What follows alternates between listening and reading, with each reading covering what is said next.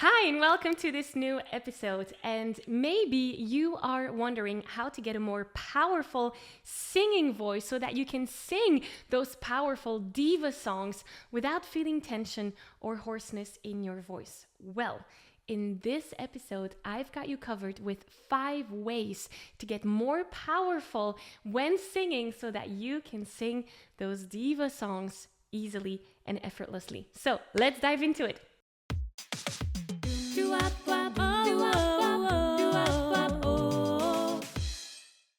Hi, my name is Maggie. I'm the founder of the Singing Insiders, in which I'm helping passionate singers just like yourself become the best version of themselves through singing. And in these episodes, you're gonna get practical tools, techniques, exercises, and insights about singing to really help you up-level your singing skills. So let's look at what it actually takes to sing with power. Now, in order to truly get this, you need to understand some common mistakes that many beginner singers tend to make. Because once you can be aware of those mistakes, then we can change something about that and actually improve our singing. So the first thing that many beginner singers tend to do is associate loud singing and power with pushing their voices. So a lot of beginner singers, they tend to push their voices to get that power, when really there are other ways to get there. And we're going to talk about those. Also, they associate the word power with dynamics. In other words, with volume, being able to sing loudly. Now, that is one way to look at power. It's not the only way to look at power.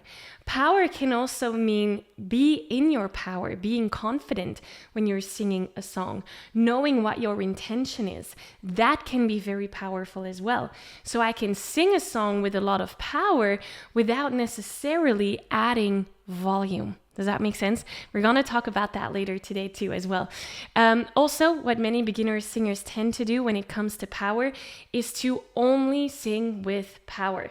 In other words, they tend to sing a song at a 100% volume the whole way through.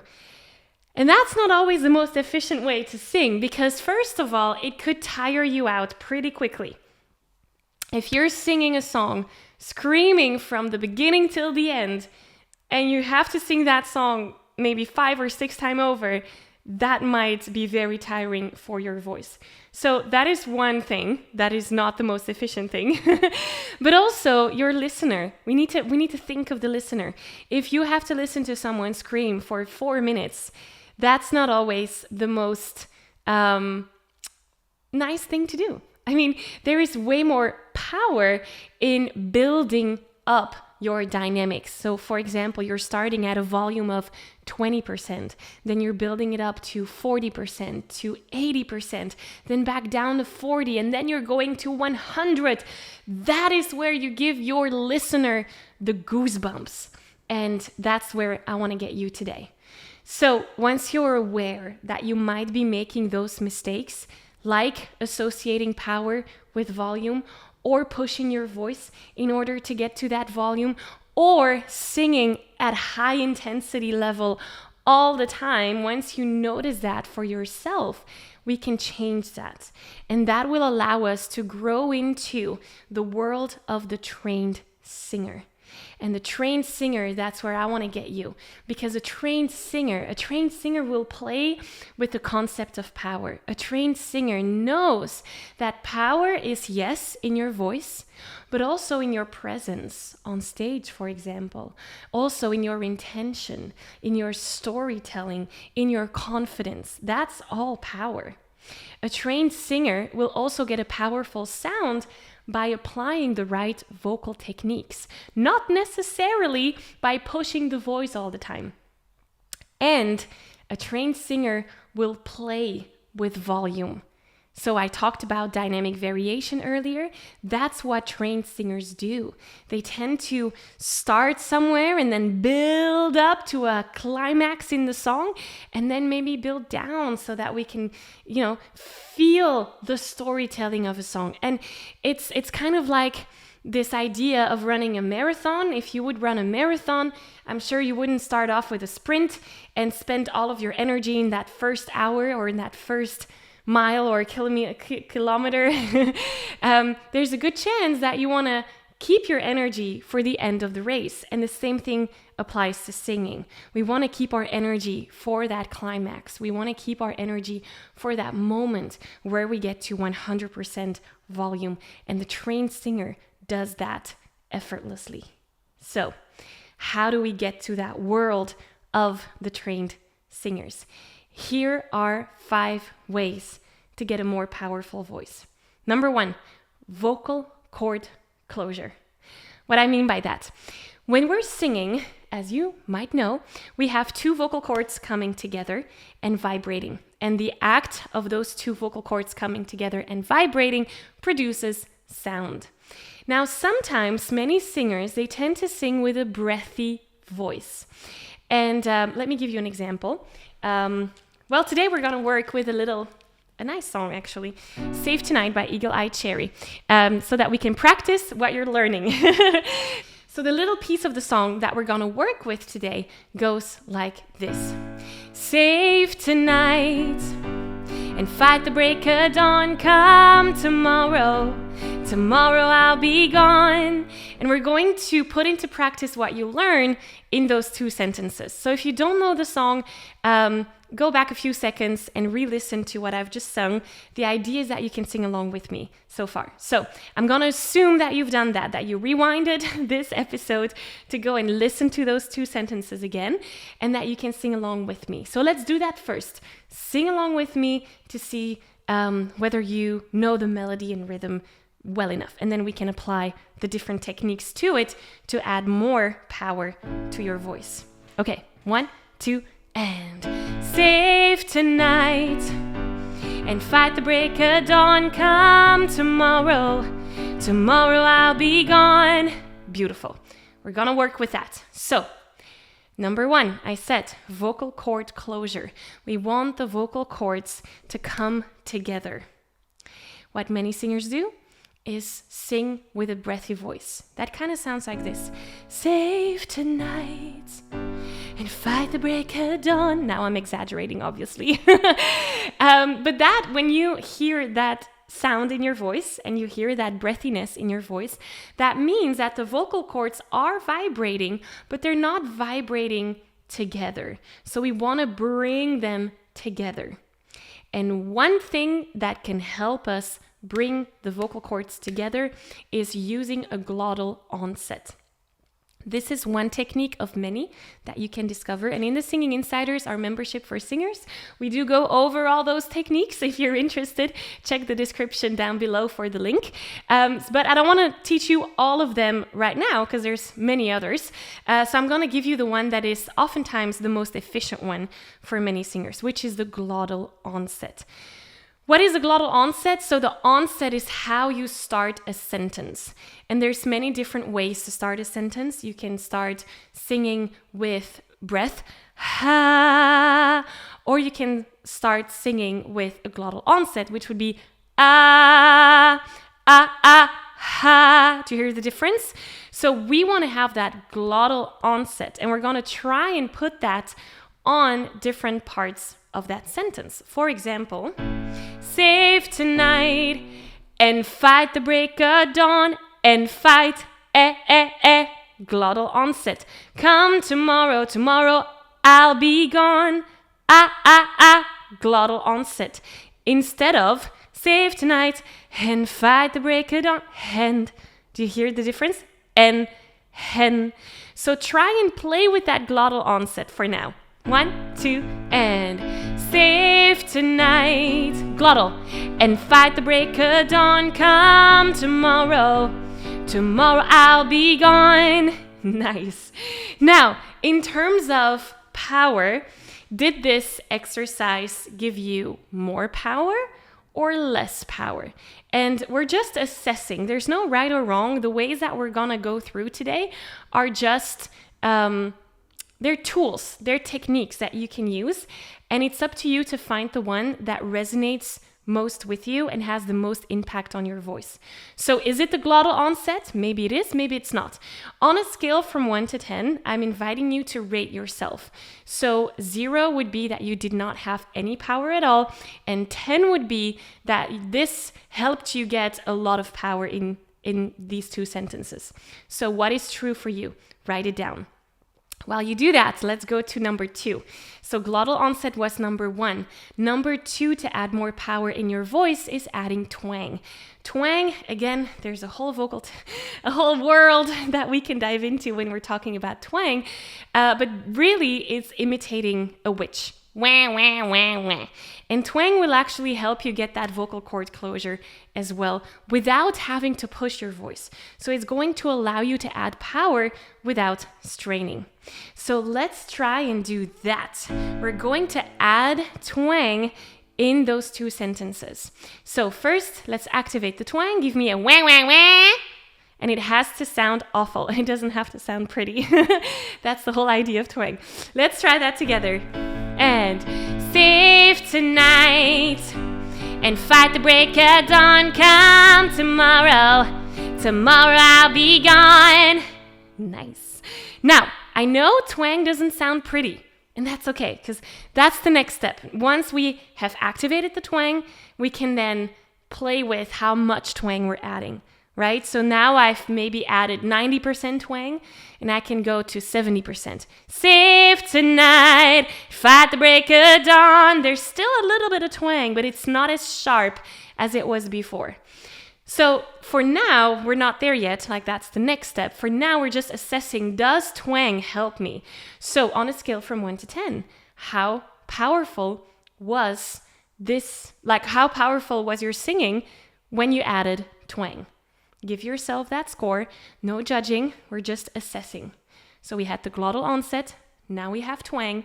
The third thing, and that's really an important one, is your breath support and activating your diaphragmatic breathing and your abdominal muscles. So when we're singing, we want to be able to activate our abdominal muscles and our diaphragmatic breathing. And oftentimes, this is forgotten by many singers. Now, I'm not going to dive into how to do all of that, because we've had episodes regarding the diaphragmatic breathing in the past, so I'll link to them in the description here down below. For now, I just want to test out what it does for you to activate your diaphragmatic breathing and whether that has an influence on how much power you have in your voice. So if you don't know what diaphragmatic breath is, definitely check the link in the description. And if you do, then let's put our focus there and actively activate that technique. It might help you to put your hands in your side or on your belly so that you can feel your belly expand when you're breathing in, and so that you can feel your abdominal muscles activate when you're singing. Let's try that together. And safe tonight and fight the break of dawn. Come tomorrow. Tomorrow I'll be gone. Nice. Again, we're assessing, how was that for you on a scale from 1 to 10? With how much power did you sing those 2 sentences? So far we had 3 things, 3 techniques that help us get more power. First, vocal cord closure, and we did that with the glottal onset. Then we had twang, and the third one we looked at today was activating our breath support. Now, normally you should have 3 numbers that you gave yourself, because we're doing this little assessment, right? Which one works well for me?